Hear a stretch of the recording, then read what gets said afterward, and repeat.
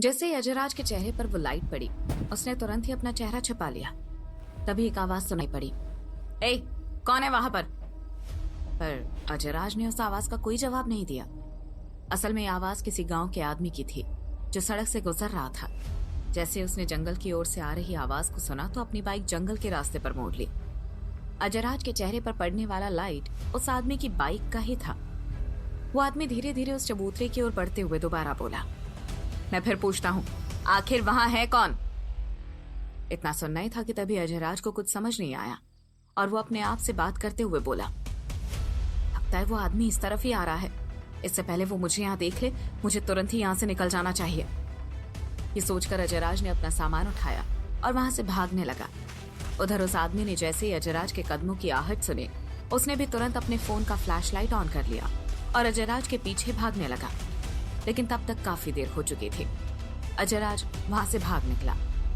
तब वो आदमी हांफते हुए जैसे ही पीछे मुड़ा तो वहां लगे बोर्ड को घबराते हुए देखकर बोला, हे भगवान, लगता है मेरी मति मारी गई है। मैं भी इतनी रात को यहाँ आ गया। उसकी आवाज आज भी खूनी वधू के डर का तापमान बता रही थी। जैसे ही वो वहां से जल्दबाजी में निकलने लगा, अचानक ही उसका पैर बड़े से पत्थर से टकराया।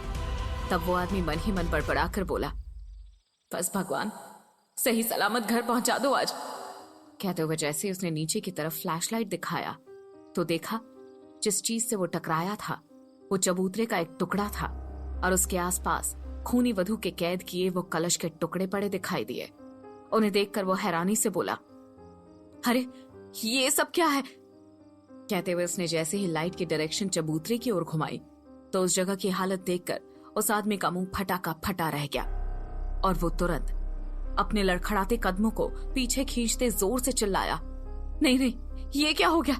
इसका मतलब खूनी वधू मुक्त हो गई है। वो यही कहीं होगी। ये सोचकर वो आदमी अपनी पूरी ताकत से बाहर आ गया और अपनी बाइक पर बैठकर बोला, मुझे अभी जाकर ये सारी खबर गांव के लोगों को बतानी होगी कि गांव में भयानक मौत का तूफान आने वाला है। पता नहीं अब आगे क्या होगा। ये सोचकर वो आदमी तेजी से बाइक को भगाते हुए वहां से निकल गया। वहीं अजयराज पास ही एक झाड़ी में छिप गया था। जैसे उसने उस आदमी की बात सुनी तो वो मन ही मन घबराते हुए बोला, कहीं ऐसा ना हो उस आदमी ने मुझे देख लिया हो। मुझे जल्द से जल्द इस पूरी गुत्थी को सुलझाकर यहाँ से वापस जाना होगा। अपने हाथ में पकड़ी टॉर्च के सहारे अजयराज ने दोबारा उस गड्ढे को चेक किया, लेकिन वहां 5वें कलश से संबंधित और कुछ नहीं था। दूसरी ओर वो आदमी मन ही मन घबराता हुआ सरपंच के दरवाजे पर जा पहुंचा और डर के मारे उसने अपनी गाड़ी सरपंच के घर के बड़े से दरवाजे से टकरा दी और उसके बाद जोर जोर से दरवाजा ठोंक कर चिल्लाने लगा, सरपंच जी बाहर आइए सरपंच जी, गजब हो गया। ये सुनकर अचानक ही सरपंच के घर की सारी लाइट्स जल उठी। तभी गांव के वर्तमान सरपंच चौंक कर उठे और घर के मुख्य दरवाजे से बाहर आते हुए बड़बड़ाए, पता नहीं कौन है जो इतनी रात को हमारे दरवाजे पर चला आया। ऐसा क्या हो गया है जो इतनी रात को आना पड़ा होगा? कहते हुए जैसे ही वो बड़ा सा गेट खोलकर बाहर आए, वो आदमी पूरी तरह से पसीने से भीगा हुआ था। उसकी सांस तेज चल रही थी।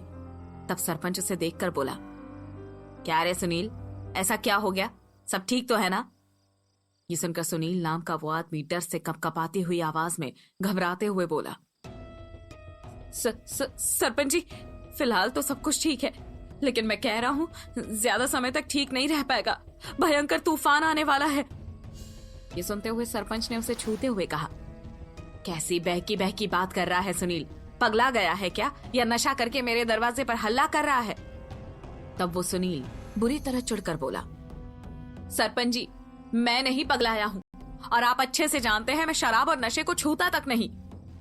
तब सरपंच का बड़ा बेटा, जो कि हाथ में बड़ा सा डंडा लिए सरपंच के पीछे खड़ा था, सामने आकर बोला, तो सुनील भैया, आपको हुआ क्या है और जो भी कुछ आप समझाना चाह रहे हैं साफ साफ समझाइए। तब सुनील ने पहले अपनी तेज धड़कनों को शांत करने की कोशिश की और फिर उसके बाद बोला, सरपंच जी, वो जंगल में बना खूनी वधू का चबूतरा वो टूट गया। अंदर मौजूद वो सारे कलश टूटे हुए बाहर पड़े थे। ये सुनकर सरपंच और उसके बेटे के भी होश उड़ गए। वो दोनों भी हैरानी से बोले, क्या कह रहे हो सुनील? तुम्हारा दिमाग तो ठिकाने पर है ना?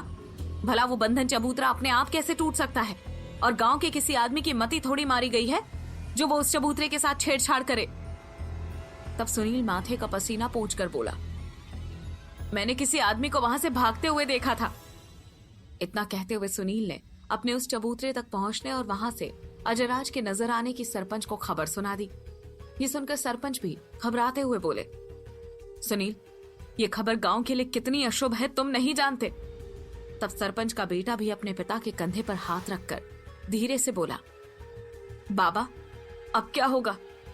उसकी बात के जवाब में सरपंच ने कहा, मुझे भी नहीं पता कि अब क्या होगा। सुबह जितनी जल्दी हो सके पंचायत बुलाओ बेटा। लगता है गांव को 23 साल पीछे धकेलने का समय आ गया है।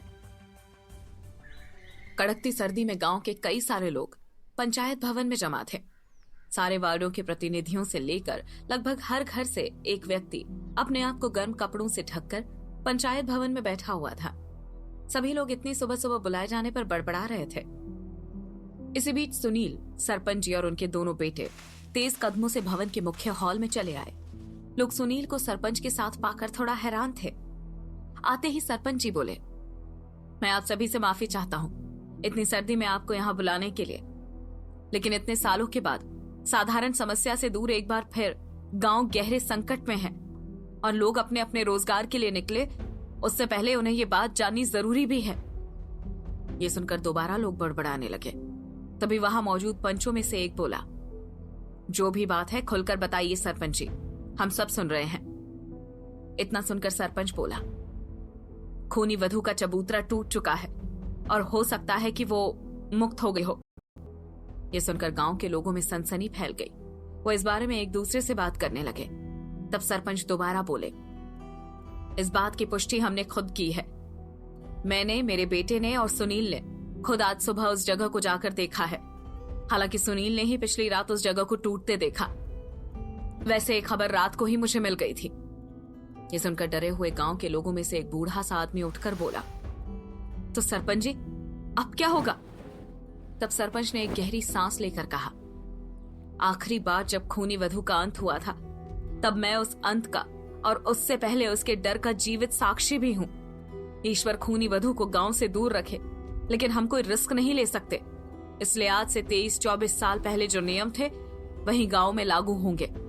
सारा गांव पहले की तरह 6 बजे तक पूरी तरह बंद कर दिया जाना चाहिए। 6 बजे के बाद कोई भी आदमी घर से बाहर अकेला न जाए।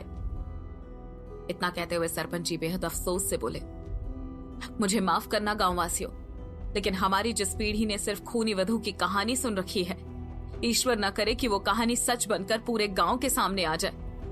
लेकिन जो भी हो, हमें सावधान तो रहना ही होगा। तभी एक आदमी भीड़ से उठकर बोला, तो क्या हमें वीर सिंह काका जी और चेतन काका जी को बुलाना चाहिए? पिताजी ने कहा था कि उन्होंने ही खूनी वधू को बंद किया था। ये सुनकर सरपंच जी विचार करने लगे। दोपहर का समय गुजर रहा था। वीर सिंह का दोस्त अशोक अपने घर के सामने बैठा सुबह हुई सरपंच जी की बात पर विचार कर रहा था। तभी उसकी बीवी उसे देखते हुए बोले, अगर आपको गांव की परवाह है तो आप उन लोगों को बुला क्यों नहीं लेते? तब अशोक ये सुनकर बोला, सोच तो मैं भी वही रहा हूं, लेकिन पिछली बार जो हुआ था वो सब जानते हैं। उनका भी अपना परिवार है, बच्चे हैं। क्या उन्हें परेशान करना ठीक होगा? देखा नहीं था उस अजीब से आदमी से किस तरह की लड़ाई हुई थी? ये कहकर अशोक अपनी पत्नी को अजयराज और चेतन के बीच के संघर्ष को याद दिलाने की कोशिश कर रहा था। तभी उसकी पत्नी बोली, आप ही तो कहते हैं वीर सिंह और चेतन भैया ने सालों पहले गांव के लिए काफी कुछ किया है, तो वो भला अब भी पीछे क्यों हटेंगे? ये गांव उनका भी है। ये सुनकर अशोक उसकी पत्नी की ओर देखकर बोला, हाँ पर तुम। वो इतना कह ही रहा था कि तभी बाहर खड़े एक आदमी ने अशोक को आवाज लगाते हुए कहा, भाई साहब, वो वीर सिंह जी का घर कहाँ है? सुना है उसके आसपास कोई वैद्य रहते हैं, मुझे उनसे मिलना है। किसी ने बताया था कि वीर सिंह जी के घर के पास है। मैं काफी देर से ढूंढ रहा हूँ पर पता नहीं चल रहा। पता पूछने वाले आदमी ने अपने चेहरे को ढक रखा था। अशोक ने उसे पूरा रास्ता समझा दिया और आखिर में बोला, तो ठीक है, इसी रास्ते से निकल जाइए। सड़क के आखिर में वीर सिंह का घर है और उसके सामने डॉक्टर साहब का दवाखाना है। ये सुनकर धन्यवाद देते हुए वो आदमी आगे बढ़ गया। तब अशोक की नजर दूर से चले आ रहे सरपंच जी और कुछ लोगों पर पड़ी। तभी अशोक हैरानी से बोला, सरपंच जी और यहाँ? कहते हुए अशोक तुरंत सामने वाले बरामदे से मुख्य दरवाजे को खोलने के लिए भागा। वहीं दूसरी तरफ अपनी पत्नी को आवाज लगाकर बोला, भाग्यवान, चाय चढ़ा दो, सरपंच जी आए हैं। इसके बाद सरपंच जी और साथ के लोग अशोक के घर के अंदर चले आए। तब अशोक उन्हें बरामदे में ही पड़ी खटिया पर बिठाते हुए बोला, क्या बात है सरपंच जी, आपने मुझे बुला लिया होता अगर कोई काम था तो। तब सरपंच जी बोले, ना ना अशोक, तुम तो हमें जानते हो, हम सरपंच भले ही है लेकिन हैं तो गांव के ही आम आदमी, एक पड़ोसी और एक सहभागी। जैसे तुम्हें मुझसे जरूरत होगी तो तुम मेरे पास आओगे, वैसे ही मुझे तुमसे जरूरत थी तो मैं तुम्हारे पास आया हूं। तब अशोक बोला, इसी बड़प्पन के कारण तो गांव के लोगों ने इस बार आपको चुना है। जी कहिए, क्या बात है। तब सरपंच बोले, देखो भाई, मुझे इतना पता है कि हमारे गांव के रक्षक कुल के लोगों से तुम्हारा शुरू से अच्छा संबंध था और कुछ समय पहले भी वो लोग यहीं आकर रुके थे। बातचीत हमारी भी है, लेकिन हम चाहते हैं कि तुम उन्हें गांव की समस्या बताकर यहाँ बुला लो। हादसा हुआ नहीं है, लेकिन होने का इंतजार करना भी मूर्खता है। मुझे पता है कि वो लोग तुम्हारी बात नहीं टालेंगे, क्योंकि मामला पूरे गांव का है। ये सुनकर अशोक भी चिंतन में फंस गया। मन ही मन खुद से बोला, लगता है मुझे उन्हें फोन कर देना चाहिए, इससे पहले कि कुछ बुरा हो जाए। ये सोचकर अशोक बोला, सरपंच जी, आप निश्चिंत रहिए, मैं उन लोगों को यहाँ बुला लूंगा। ये कहते हुए अशोक मन ही मन कुछ सोचने लगा। क्या खुद नियति का बुलावा है जो चेतन और बाकियों को गांव की ओर ले जाएगा? क्या अजयराज गांव की टेंशन के बीच उस कलश का पता कर पाएगा?